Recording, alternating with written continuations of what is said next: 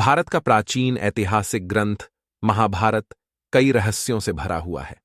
इसका प्रत्येक पात्र अपने आप में एक रहस्य है। महाभारत के जितने पात्र थे वे सभी किसी न किसी के अवतार थे, उनमें शायद ही कोई साधारण इंसान था। आइए जानते हैं इस वीडियो में कि कौन किसका अवतार था। भगवान श्री कृष्ण। 64 कला और अष्ट सिद्धियों के पूर्ण श्री कृष्ण को भगवान विष्णु का अवतार माना जाता है। माना जाता है कि वे अपने पिछले जन्म में मनु थे।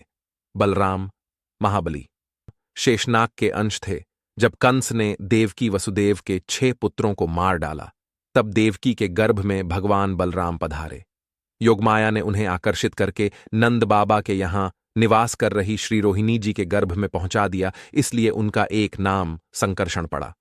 बलवानों में श्रेष्ठ होने के कारण उन्हें बलभद्र भी कहा जाता है। भीष्म। कृष्ण के बाद भीष्म का नंबर आता है, जो महाभारत के प्रमुखों में से एक थे। धू नामक वसु ने ही भीष्म के रूप में जन्म लिया था। वशिष्ठ ऋषि के शाप व इंद्र की आज्ञा से 8 वसुओं को शांतनु गंगा से उत्पन्न होना पड़ा।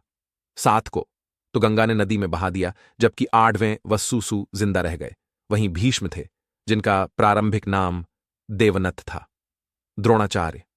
भीष्म के बाद द्रोणाचार्य को सबसे अहम माना जाता है। देवगुरु बृहस्पति ने ही द्रोणाचार्य के रूप में जन्म लिया था। अश्वत्थामा। उपरोक्त के बाद अश्वत्थामा सबसे अहम है। गुरु द्रोणाचार्य के पुत्र थे अश्वत्थामा। पिता पुत्र की जोड़ी ने मिलकर महाभारत में कोहराम मचा दिया था। अश्वत्थामा को महादेव, यम, काल और क्रोध के सम्मिलित अंश से उत्पन्न किया गया था। कर्ण। देवताओं में सबसे प्रमुख सूर्य देव के पुत्र थे। कर्ण सूर्य के अंशावतार थे। दुर्योधन। दुर्योधन कलयुग का तथा उसके 100 भाई पुलस्त्य वंश के राक्षस के अंश थे। दुर्योधन हस्तिनापुर के महाराज धृतराष्ट्र और गांधारी के 100 पुत्रों में सबसे बड़ा पुत्र था। वेद व्यास के वरदान से ही गांधारी के 100 पुत्रों का जन्म हुआ था। दुर्योधन के असंख्य कुकृत्य के कारण अंततोगत्वा कौरव और पांडवों में युद्ध आरंभ हो गया। दुर्योधन गदा युद्ध में पारंगत था और श्री कृष्ण के बड़े भाई बलराम का शिष्य था। दुर्योधन ने कर्ण को अपना मित्र बनाया था। गांधारी द्वारा देखे जाने से उसका शरीर वज्र के समान हो गया था, लेकिन कृष्ण के छल के कारण उसके गुप्तांग का स्थान कठोर नहीं हो पाया, जिसके चलते महाभारत युद्ध में भीम ने दुर्योधन को उसकी गंधा से पकड़कर उसके 2 फाड़ कर दिया और इस तरह दुर्योधन मारा गया। अर्जुन। इनके धर्मपिता पांडु थे, लेकिन असल में वे इंद्र कुंती के पुत्र थे। देवराज।